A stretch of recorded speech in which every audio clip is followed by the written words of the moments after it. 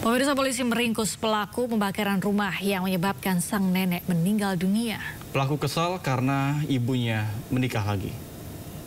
Rizal, baru aja ini kebakarannya. Ini Pak, kebakaran. Kalau mau menuju terowongan, dari flyover menuju terowongan. Api melalap dua rumah dan warung di Jalan Barawaja, Kecamatan Panakukang, Kota Makassar, Minggu dini hari. Bangunan dibakar oleh anak salah satu pemilik rumah. Akibat peristiwa ini, sang nenek Daeng Ngai, 65 tahun, tewas terbakar. Di hari yang sama, polisi menangkap A, 37 tahun, tersangka pembakaran rumah orang tuanya sendiri di Kota Makassar, Sulawesi Selatan. A sempat kabur pasca rumah orang tuanya terbakar. Saat kejadian, A diketahui dalam keadaan mabuk miras tradisional jenis balo. Diduga tersangka tidak terima setelah mengetahui ibunya kembali menikah tanpa sepengetahuannya. Selain nenek kita, gara-gara kenapa? Kenapa kita emosi? Kenapa? Bercanda. Bercanda? Sementara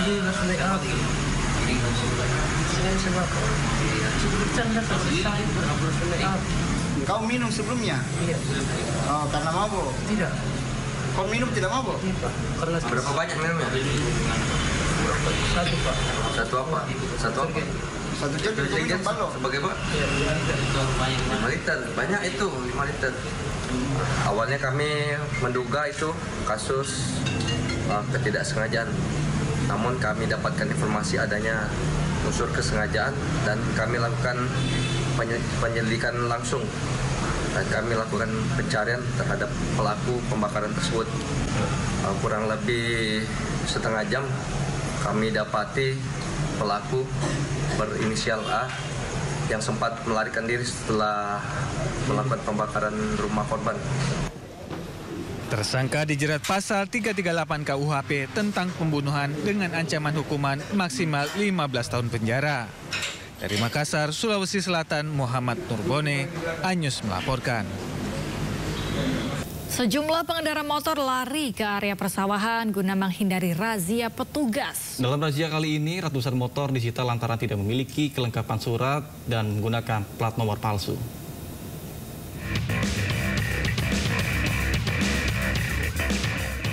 Sejumlah pemilik motor tanpa plat nomor kendaraan ini memilih mendorong motornya melewati persawahan demi menghindari razia. Sementara itu, motor-motor ini sengaja disembunyikan di hutan oleh pemiliknya selama razia besar-besaran digelar Satlantas Polres Bangkalan, Jawa Timur. Beberapa di antaranya juga tak berplat polisi.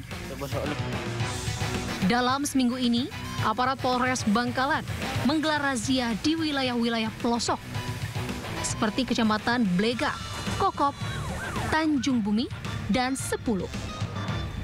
Razia dilakukan di tengah maraknya pencurian sepeda motor di wilayah Bangkalan. Hasilnya, 100 motor diamankan karena tak memiliki surat-surat kendaraan. Beberapa di antaranya bahkan menggunakan plat nomor palsu. Ya, saya berpesan pada masyarakat Bangkalan, tidak perlu takut dengan kehadiran kami. Kami di sini memiliki misi supaya Bangkalan ini bersih dari curanmor, supaya Bangkalan ini juga bersih namanya.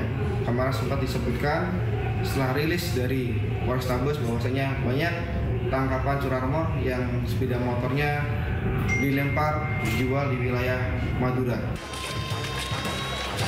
Dalam razia ini, polisi juga mengamankan sejumlah pengendara yang kedapatan membawa senjata tajam. Pihak kepolisian mengimbau masyarakat tak perlu takut terjaring razia selama kendaraan dilengkapi dengan surat-surat resmi. Dari Bangkalan, Jawa Timur, Taufik Syarawi, Ayus melaporkan. Kita awali informasi Sindo Today hari ini, pemirsa. Petugas gabungan berhasil mengevakuasi jenazah seorang pelajar asal Jember yang jatuh di Gunung Saeng, Bondowoso. Petugas pun mengevakuasi jenazah secara estafet dengan menggunakan tactical escanded.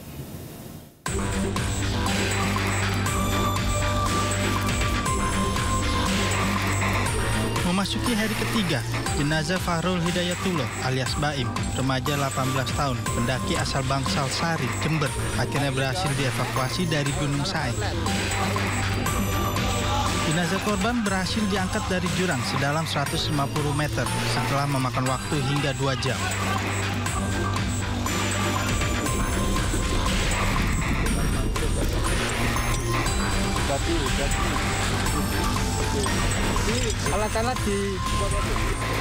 Usai dievakuasi dari dasar jurang, tim SAR gabungan secara estafet membawa jenazah menuju posko tim SAR di Desa Sumberwaru.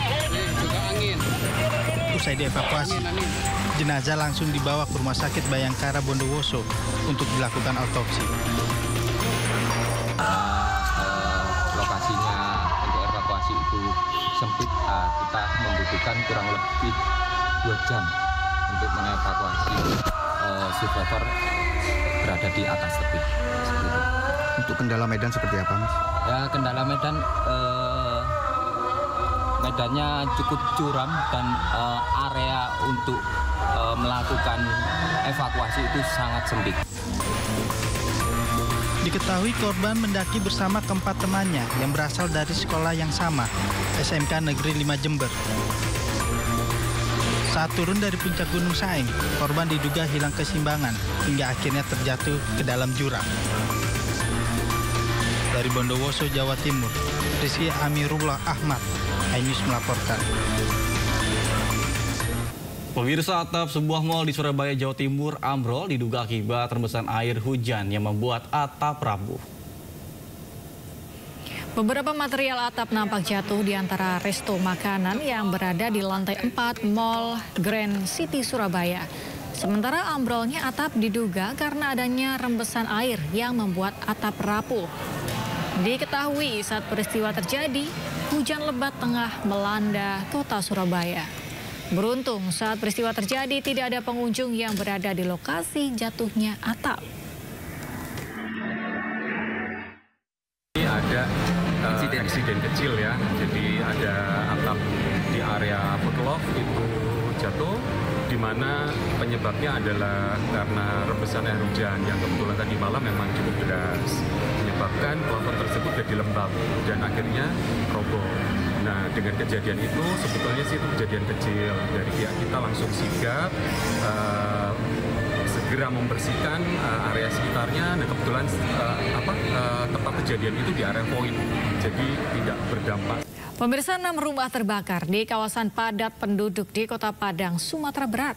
Api berasal dari lantai 2 bangunan rumah yang ditinggal berlibur oleh penghuninya.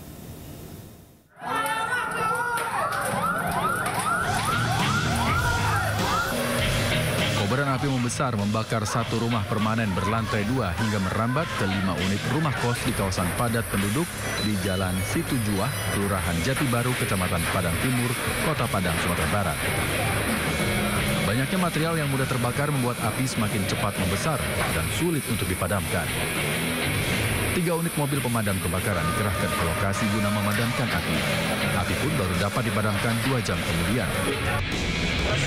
Diduga api berasal dari lantai 2 bangunan rumah yang tengah ditinggal oleh penghuninya berlibur.